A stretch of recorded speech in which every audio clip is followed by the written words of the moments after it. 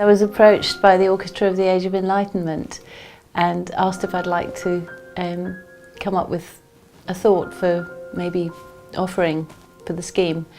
And I was totally taken aback. I mean, sport is not part of my life really, and I hadn't thought about it in terms of music at all. And they said, have you got any ideas that might resonate with the Olympics? And I thought, no. It just suddenly popped into my head, I'd like to do something with Melanie. I've always loved her writing. She asked me in an email and I thought, oh gosh, if she wants it by Friday, I really can't do it, you know.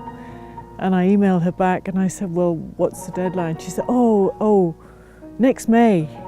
And I said, oh yeah, I could do it then, because saying that to a journalist, that's like saying never, you know. So after I came out of hospital, Sally came up and we spent an afternoon together.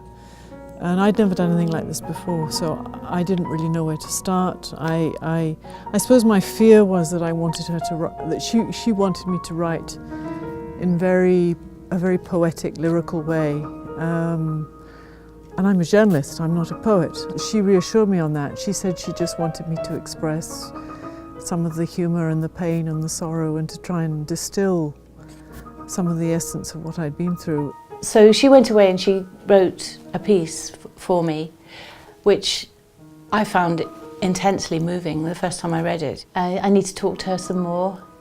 We need to talk about how the text is going to function in the piece, because we haven't even decided. We haven't decided if we're bringing in an actor or how that's going to work. When we put in our application for the project, the orchestra asked if I had a title yet. So I wrote to Melanie and I said, I really don't want to bother you with this because it was very last minute, but by midday it would be great if you could come up with a title.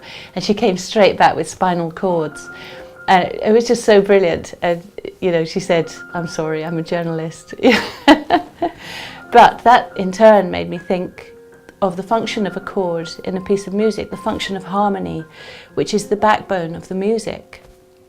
And of course, this is now the central idea for the piece. Normally, if you're working with words as a composer, the words have to come first, unless you're a singer-songwriter, in which case sometimes the melody comes first, I think, but that's not my field really. So normally in so-called classical music, the words come first because it gives you something then to bounce off and to work with. I then start to think of fragments of melody, of perhaps harmonies. I think in this case I probably will start from a very harmonic standpoint and then deconstruct and then put back together. So those are the kind of thoughts that happen, and you get closer and closer in until you focus onto the actual notes on the page. So what's happening at the moment in my head is some colours in the distance, if you like, that I'm sort of hearing and trying to catch. I just try and catch these colours and pin them down and make them work for me. It's always scary starting that blank sheet of paper.